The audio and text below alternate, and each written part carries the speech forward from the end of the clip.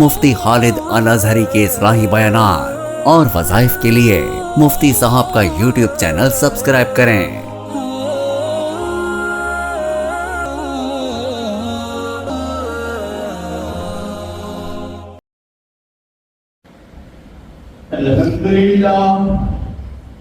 अल्हम्दुलिल्लाह नहमदुहु व नस्तईनुहु व नस्तगफिरुहु व नु'मिनु बिही व नतवक्कलु अलैहि व नऊज़ु बिल्लाहि मिन शुरूरि अनफुसिना व मिन सय्यिआति अअमालिना मन यहदिहिल्लाहु फला मुदिल्ल लहु व मन युद्लिलहु फला हादिय लहु ونشهد أن لا إله إلا الله وحده لا شريك له ونشهد أن سيدنا وسندنا ومولانا وحبيبنا محمدا عبده ورسوله أما بعد فقد قال الله تبارك وتعالى في القرآن المجيد والفرقان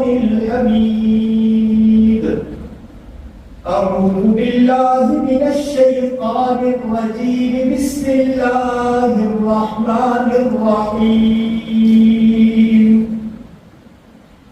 محمد رسول الله والذين معه أشداء على الكفار رحماء بينهم تراهم ركعا سجدا يبتغون فضلا من الله ورضوانا سيماهم في وجوههم من أثر السجود ذلك مثلهم في التوراة ومثلهم في الإنجيل كزرع أخرج شطأه فآزره فاستغلظ فاستوى على سوقه يعجب الزراع ليغيظ بهم الكفار وعد الله الذين آمنوا وعملوا الصالحات منهم مغفرة وأجرا عظيما. وقال النبي صلى الله عليه وسلم لو كان بعدي نبيا لكان عمر بن الخطاب. صدق الله مولانا العظيم وصدق رسوله النبي الأمي الكريم ونحن على ذلك لمن الشاهدين والشاكرين والحمد لله رب العالمين. اللهم صل على محمد وعلى آل محمد كما صليت على إبراهيم وعلى آل إبراهيم إنك حميد مجيد. اللهم بارك على محمد وعلى آل محمد كما صليت على إبراهيم وعلى آل إبراهيم إنك حميد مجيد.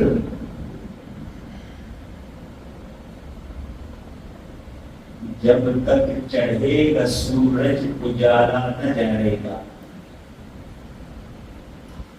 जब तक चढ़ेगा सूरज उजाला न जाएगा, फलक पे नुजूम ताबा का हाला न जाएगा। जब तक चढ़ेगा सूरज उजाला न जाएगा, फलक पे नुजूम ताबा का हाला न जाएगा। खुदा से नबी ने इसीलिए मांगा था उमर خدا سے اسی لیے مانگا تھا نبی نے عمر، کھولا کسی سے کعبے کا تالا نہ جائے گا۔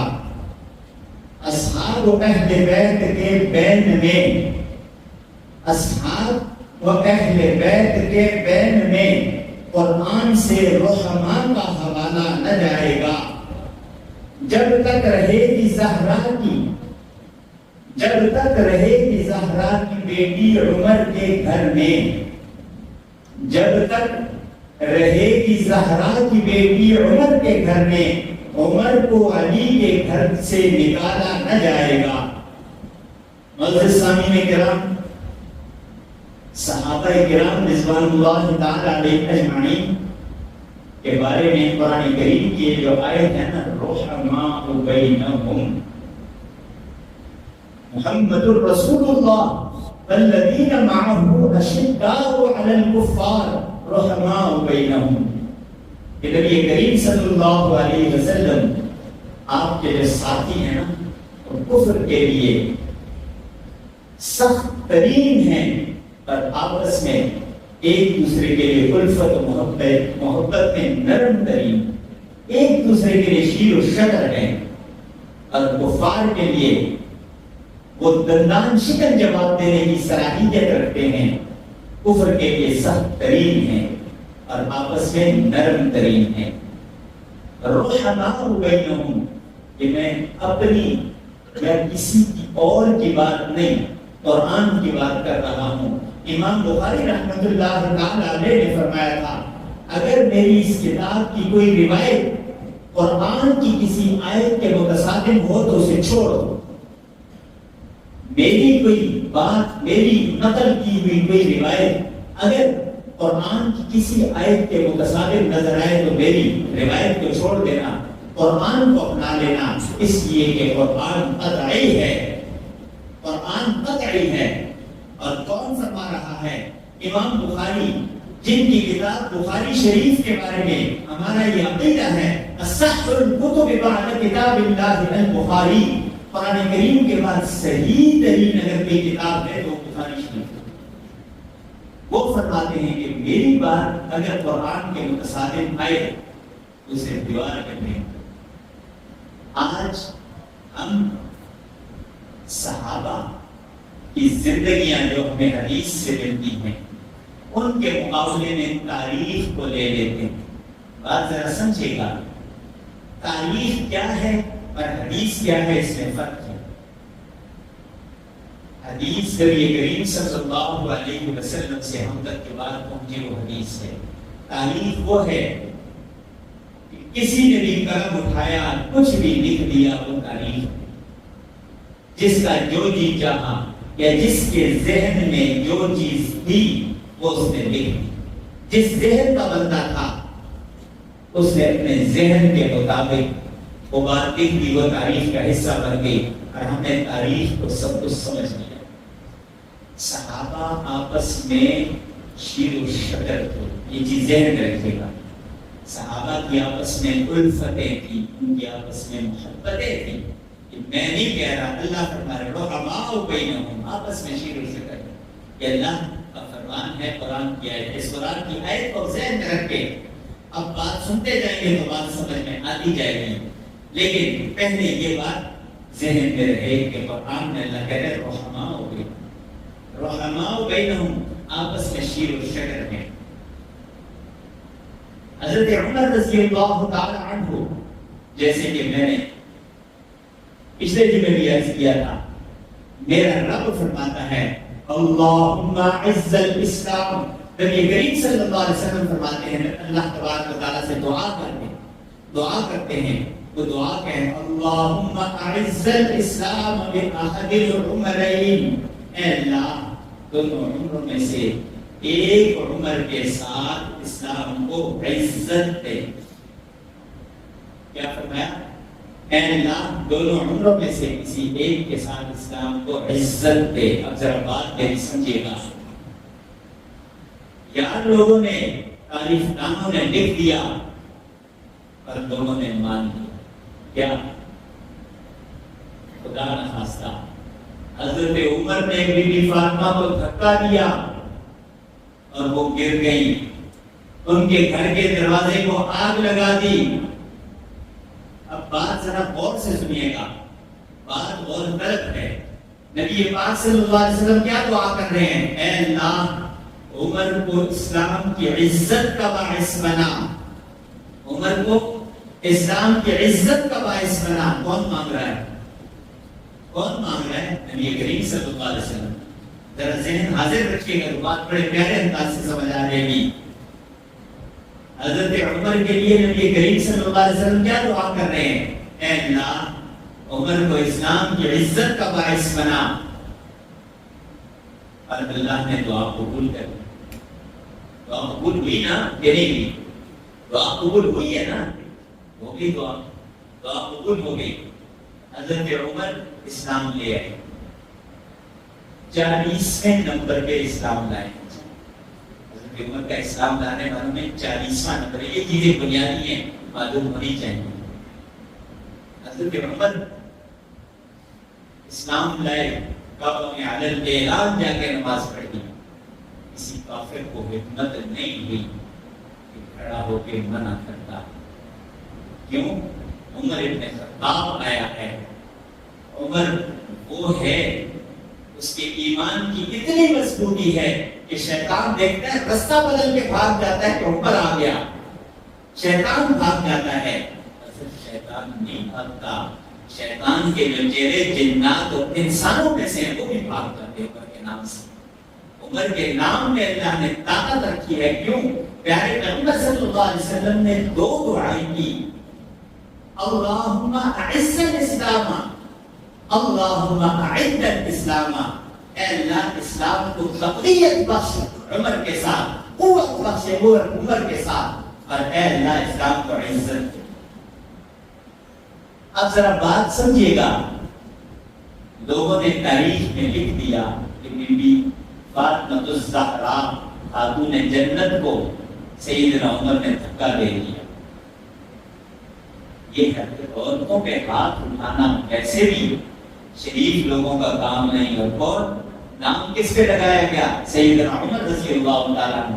نبی کریم صلی اللہ علیہ وسلم نے دعا مانگی، اللہ نے قبول کی۔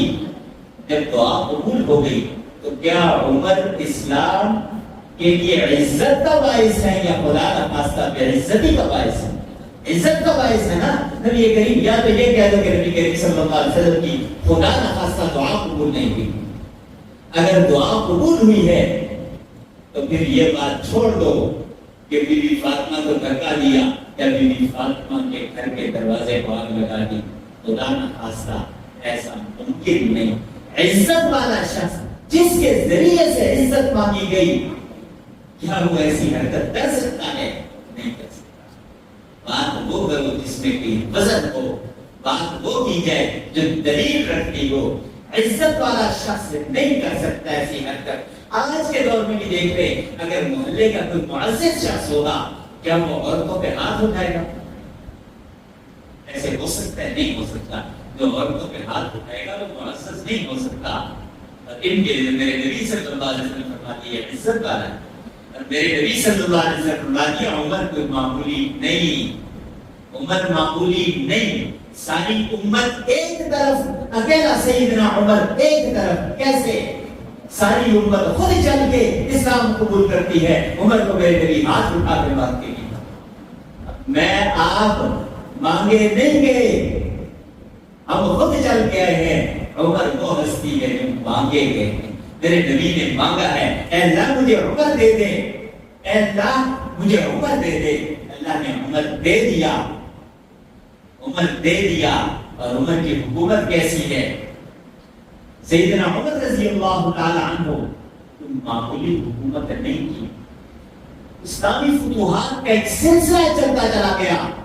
اسلامی فتوحات کا ایک سلسلہ سیدنا عمر کے دور میں 27 لاکھ مربع میل، اتنی حکومت، اتنا ملک آج دنیا میں کوئی نہیں۔ حضرت عمر کا دور 27 لاکھ مربع میل کی فتوحات کا دور ہے، اور اسلام کا ایک ضابطہ انہوں نے بنا دیا۔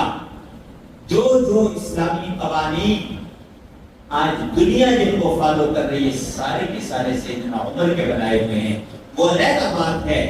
ہم پہ انگریز نے 150 سال حکومت کی, ہم نے اس انگریز کے قانون کو اپنا دیا, اپنے اسلام کے قانون کو چھوڑ دیا.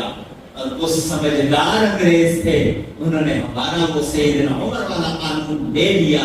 اور آج انگلینڈ کا جو قانون ہے نا, فلاحی ریاست ہے, فلاحی ریاست, وہ فلاحی ریاست اسلامی قوانین جو سیدنا عمر نے ریاست مدینہ میں بنائے تھے ان کو اپنائے ہوئے آج انگلینڈ کے لوگ. اسی لیے تو یہاں سے بڑے بڑے بھاگ کے جا رہے ہوتے ہیں کہ وہاں پہ ہمیں وظیفہ ملے گا, کوئی کام نہ بھی کرو وظیفہ ملے گا. یہ اسلام کا قانون تھا, سیدنا عمر فاروق رضی اللہ عنہ کا قانون تھا کہ کمزوروں کو, بوڑھوں کو, عورتوں کو, بیواؤں کو, معصوم بچوں کو, شیرخوار بچوں تک کے لیے وظیفہ سیدنا عمر نے مقرر کیا. ہم نے چھوڑ دیا. آج ہاتھ بنتے ہیں, روتے پٹتے ہیں اس قانون کے لیے کہ کاش وہ قانون یہاں ہوتا. وہ تو ہمارے لیے وہ قانون بنایا گیا تھا, ہم نے سے پسے کچھ ڈال دیا. ہم نے انگریز کے قانون کو, جو کہ ہم انگریز سے متاثر تھے, اور انگریز ہمارے بڑوں سے متاثر, وہ ہمارے بڑوں سے متاثر تھا, اس نے وہ قانون لے لیا اور ہم نے انگریز کا قانون اپنا لیا.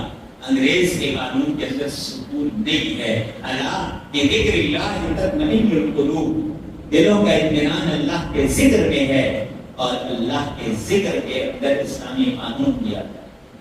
بولیے اللہ کا ذکر کیا ہے؟ ہر وہ چیز جو اللہ کے حکم کے مطابق ہو وہ اللہ کا ذکر ہے, جو اللہ کے حکم کے مطابق ہو وہ اللہ کا ذکر ہے. ابو اللؤلؤ فیروز مجوسی جو سیدنا عمر فاروق رضی اللہ تعالیٰ عنہ کو شہید کرنے والا ہے, آج ہم بڑے عجیب سے لوگ, ہم یقین جانیں کتنے عجیب لوگ ہیں. نہ ہمارا کوئی دین ہے, نہ ہمارا کوئی مذہب ہے, نہ ہمیں کچھ سمجھ ہے, بس بھیڑ چال ہے.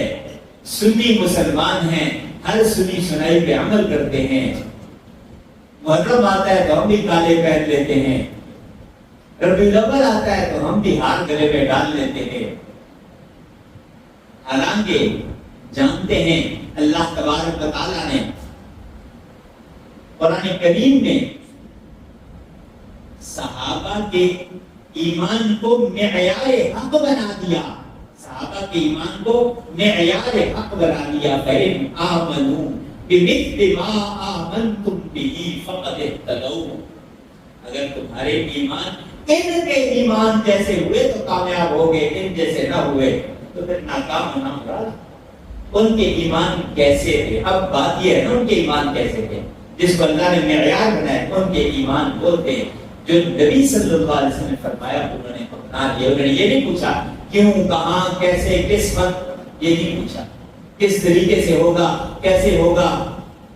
ہم نے تو آج اپنے دین کو بھی بنی اسرائیل کی گائے بنا دیا ہے. مرزے جیسے بے دین سے, مرزے جیسے منکر سے, مرزے جیسے غیروں کے ایجنٹ سے جو سنتے ہیں اس کو مان کے بیٹھ جاتے ہیں.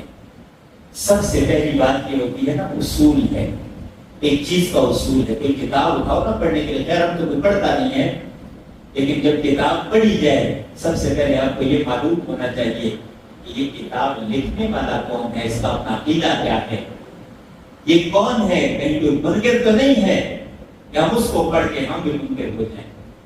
ہمارے لیے معیار قرآن اور حدیث ہے, اس کے سوا کوئی چیز معیار نہیں ہے. لوگوں کے خیالات ہو سکتے ہیں لیکن معیار نہیں ہو سکتا.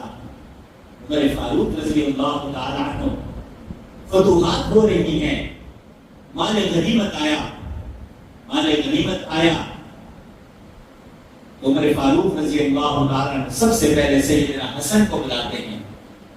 نوجوان حسن تشریف لاتے ہیں, وجہ پوچھتے ہیں, حضرت آپ نے بلایا, جواب ملا, اے میرے آقا کے نواسے,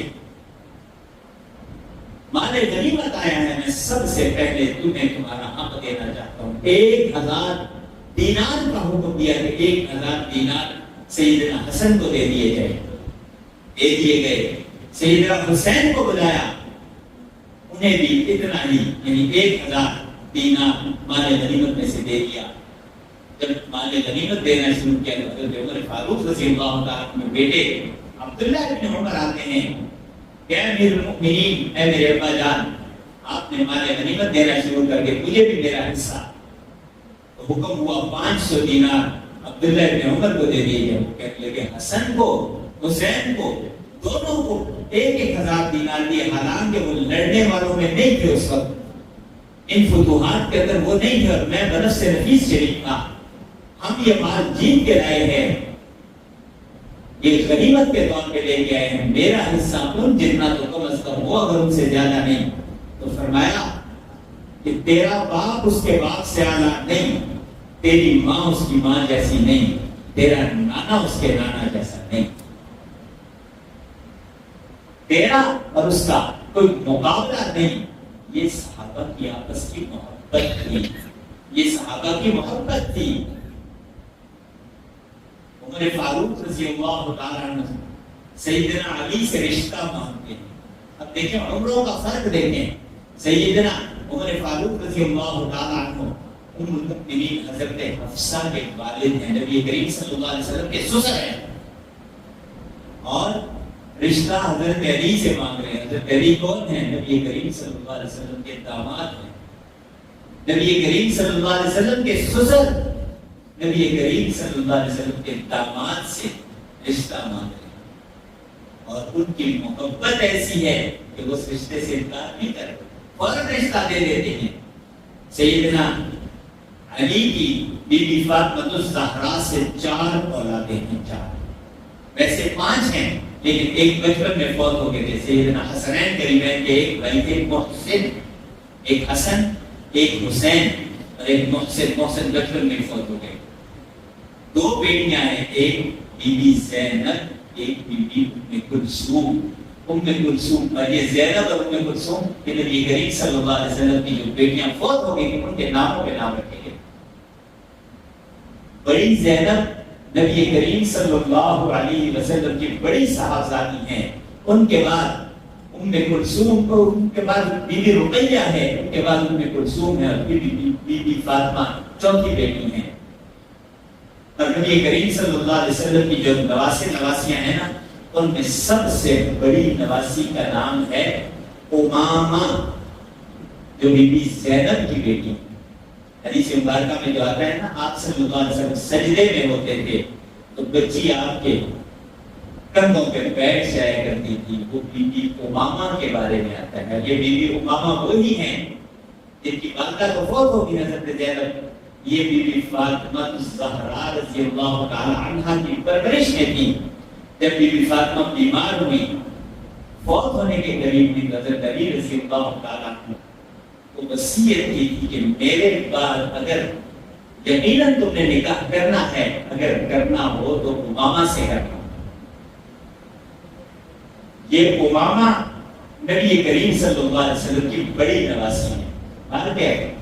میں عرض کر رہا تھا کہ حضرت عمر کی محبت حسنین کریمین سے جو تھی, سب سے پہلے انہیں بلایا اور سب سے زیادہ حصہ انہیں عطا کیا کہ یہ ہم میں سب سے اعلیٰ ہیں.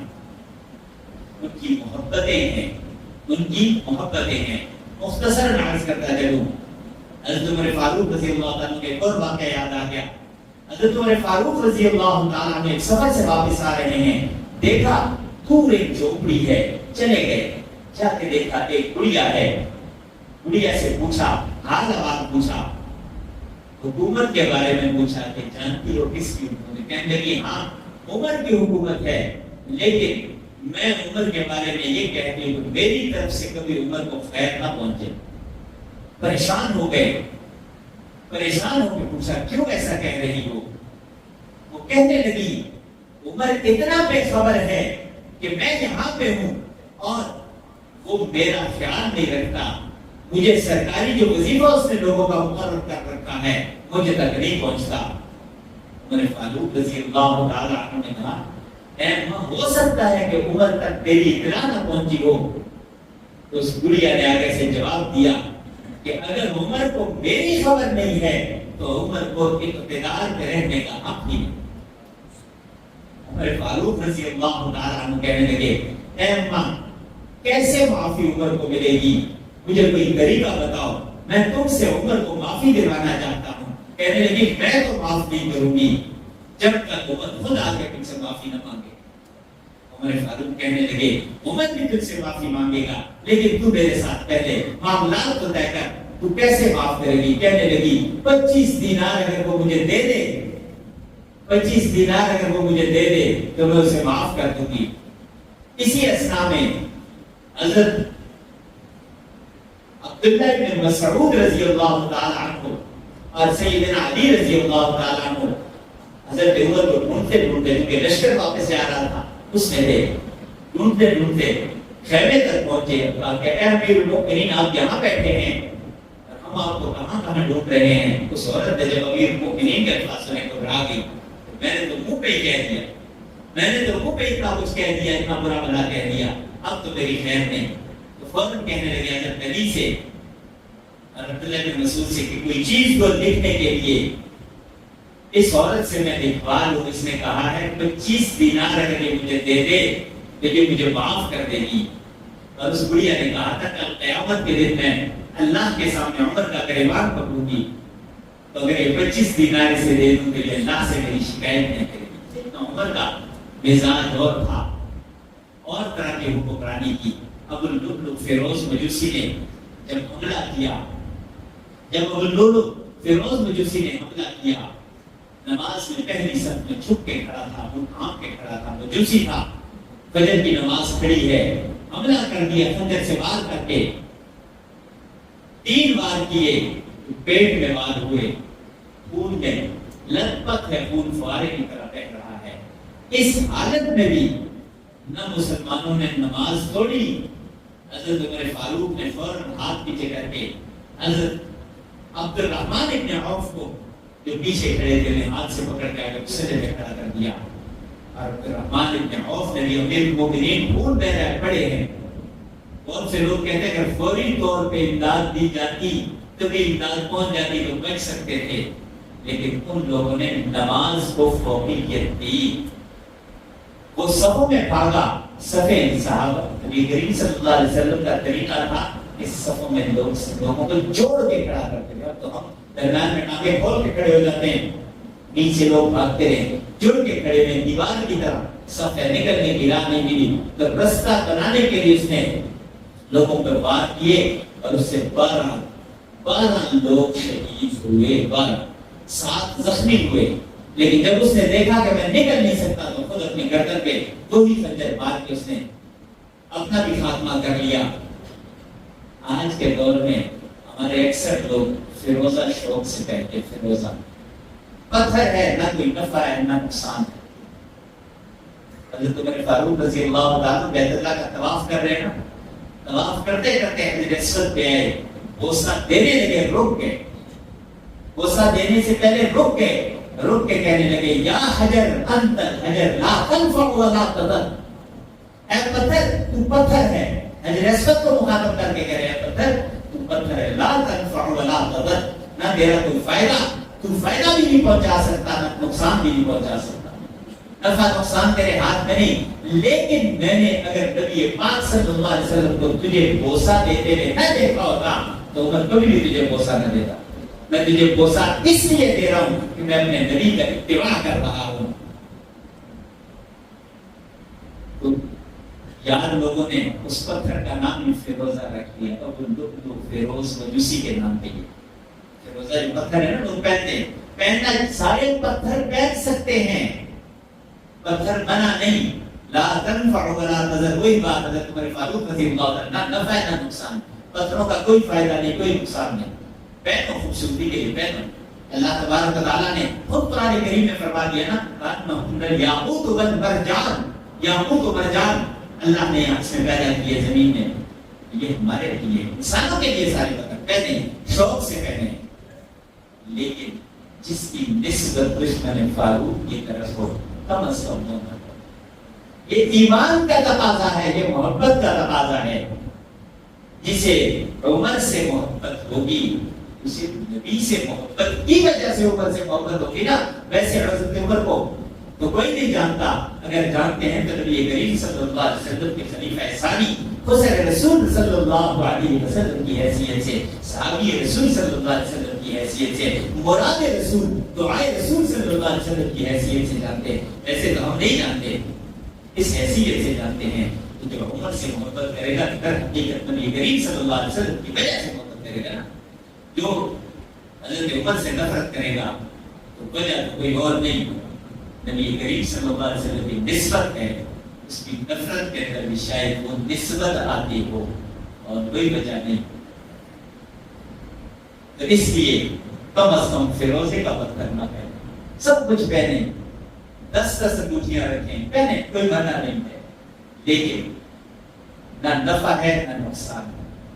فیروزہ صرف اس کی نہ پہنے کہ اس کی نسبت, اس کا نام ابو اللؤلؤ فیروز مجوسی کی طرف ہے. اس نے سیدنا عمر فاروق رضی اللہ تعالی عنہ کو شہید کیا صرف اس ایک نسبت کی وجہ سے, اس ایک محبت کی وجہ سے. اس لیے کہ یہ محبتیں نجات کا ذریعہ ہے. صحابہ سے محبت یہ نجات کا ذریعہ ہے. صحابہ سے بغض, نبی کریم صلی اللہ علیہ وسلم کا ایک ارشاد ہر جمعے میں سنتے ہیں, اللہ اللہ فی اصحابی لا تتخذوهم من بعدی غرضا فمن احبهم فبحبی احبهم ومن ابغضهم فببغضی ابغضهم. میرے نبی صلی اللہ علیہ وسلم نے خبردار, اللہ اللہ, خبردار خبردار,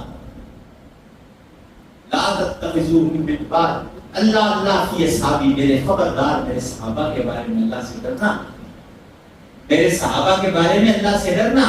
لا تتخذوهم من بعدی غرضا, میرے بعد میرے صحابہ کو اپنے اغراض کا نشانہ نہ بنا دینا. فمن احبهم فبحبی احبهم, جس نے ان سے محبت کی انہوں نے میری وجہ سے ان سے محبت کی. ومن ابغضهم, جس نے ان سے بغض رکھا فببغضی ابغضهم, اس کا بغض ان کے ساتھ نہیں وہ میرے ساتھ بغض. جس کی محبت نبی سے ہو وہ کامیاب ہے, جس کو بغض نبی سے ہو وہ ناکام و نامراد ہے. اللہ تبارک و تعالیٰ سے دعا ہے کہ وہ رب کریم ہم سب پہ خاص فضل فرمائے, ہمیں وہ ایمان اللہ نصیب فرمائے جس ایمان پر اللہ تبارک و تعالیٰ نے قرآن میں معیار حق کے طور پہ فَإِنْ آمَنُوا بِمِثْلِ مَا آمَنْتُمْ بِهِ فَقَدِ اهْتَدَوْا میں فرما دیا. اللہ ہمیں وہ ایمان نصیب فرمائے, اللہ ہمیں صحابہ کی محبت نصیب فرمائے, کیونکہ صحابہ کی محبت اور صحابہ کی جو ایمان ہے وہ معیار حق ہے. وآخر دعوانا ان الحمد للہ رب العالمین. مفتی خالد صاحب سے مزید رہنمائی, وظائف اور اسلامی مسائل کے حل کے لیے ہمارے چینل کو سبسکرائب کریں, بیل آئیکن دبائیں اور دین کی روشنی اپنے دلوں میں جگائیں.